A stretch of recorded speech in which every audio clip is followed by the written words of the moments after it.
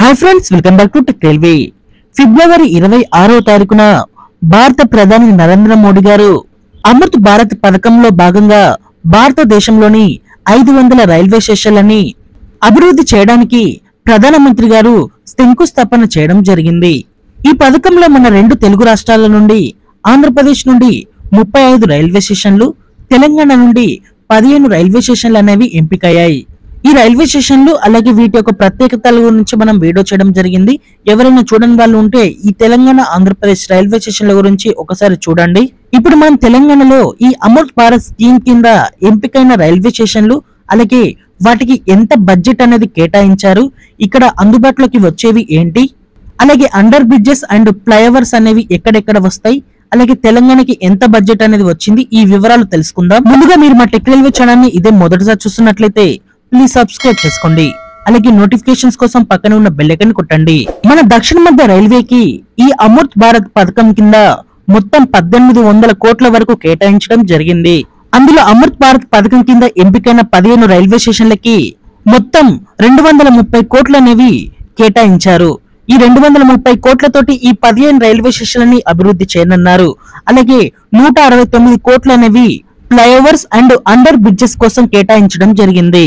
అలాగే ఇదివరకే 221 కోట్లతోటి ఇదివరకు పనులు పూర్తి చేసి నిన్న ప్రారంభోత్సవాన్ని చేసుకున్న అండర్ పాస్లు అలాగే ఫ్లైఓవర్స్ ని ప్రధానమంత్రి గారు జాతికి అంకితం చేయడం జరిగింది. ముందుగా ఏ రైల్వే స్టేషన్ కి ఎంత బడ్జెట్ అనేది కేటాయించారనేది చూస్తే జడ్చర్ల రైల్వే స్టేషన్ కి 10 కోట్ల వరకు కేటాయించడం జరిగింది. గద్వాల్ రైల్వే స్టేషన్ కి 9 కోట్ల 49 లక్షలు కేటాయించడం జరిగింది. షాద్నగర్ రైల్వే స్టేషన్ కి 9 కోట్ల 59 లక్షలు కేటాయించడం జరిగింది. మేడ్చల్ రైల్వే స్టేషన్ కి 8 కోట్ల 37 లక్షలు కేటాయించడం జరిగింది. మెదక్ రైల్వే స్టేషన్ కి 15 కోట్ల 31 లక్షలు అనేవి కేటాయించడం జరిగింది. ఉందానగర్ రైల్వే స్టేషన్ కి 12 కోట్ల 37 లక్షలు అనేవి కేటాయించడం జరిగింది. బాసరా రైల్వే స్టేషన్ కి 11 కోట్ల 33 లక్షలు కేటాయించడం జరిగింది. యాక్తోపుర రైల్వే స్టేషన్ కి 8 కోట్ల 53 లక్షలు కేటాయించడం జరిగింది. మిర్యాలగూడకి 9 కోట్ల 50 లక్షలు కేటాయించడం జరిగింది. నల్గొండకి 9 కోట్ల 50 లక్షలు కేటాయించడం జరిగింది. వికారాబాద్ కి 24 కోట్ల 35 లక్షలు కేటాయించడం జరిగింది. పెద్దపల్లి రైల్వే స్టేషన్ కి 26 కోట్ల 49 లక్షలు కేటాయించడం జరిగింది.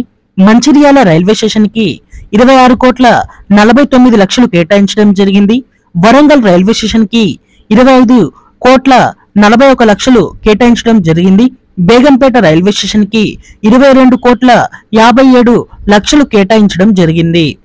ఈ బడ్జెట్ తోటి ఈ రైల్వే స్టేషన్ లో అభివృద్ధి పనులు అనేవి ఎలా జరుగుతాయంటే, ఇప్పుడు పాతబడ్డ బిల్డింగ్స్ ని వాటి స్థానంలో కొత్త బిల్డింగ్స్ ని ఏర్పాటు చేయడం, అలాగే ఆ రైల్వే స్టేషన్ లోనే ఆ రైల్వే స్టేషన్ సొంతంగా కరెంటుని తయారు చేసుకోవడానికి గ్రీన్ రైల్వే స్టేషన్ ని ఏర్పాటు చేయడం, అవసరమైన చోట ఫుట్ ఓవర్ బ్రిడ్జెస్ ని ఏర్పాటు చేయడం, వెయిటింగ్ హాల్స్ ని ఏర్పాటు చేయడం, ప్రజలకి తాగునీటి సౌకర్యాలని ఏర్పాటు చేయడం, ప్లాట్ఫామ్ మీద రేక్స్ అనేవి లేకుండా ఎండ కొట్టి వర్షం పడే ప్రాంతాలలో కొత్తగా రేక్ షెడ్లు అనేవి ఏర్పాటు చేయడం, అలాగే ప్లాట్ఫామ్ యొక్క సైజ్ అనేది తక్కువగా ఉండి కొన్ని కోచెస్ అనేవి వెనక్కి మిగిలిపోతాయి కదా, అలాంటి చోట్ల ప్లాట్ఫామ్ యొక్క లెంత్ అనేది పెంచడం, రైల్వే స్టేషన్ కి పెయింటింగ్స్ అండ్ న్యూ లుక్ అనేది తీసుకురావడం, ప్రజలకి మరుగుదొడ్లని ఏర్పాటు చేయడం, అలాగే ఫ్యాన్లని లైట్లని ఏర్పాటు చేయడం, ఇలాంటి పనులనేవి ఈ రైల్వే స్టేషన్లలో జరుగుతాయి. అలాగే కొత్తగా అండర్ పాస్లు, రైల్ ఓవర్ బ్రిడ్జెస్ అనేవి ఎక్కడ అందుబాటులోకి వస్తాయంటే,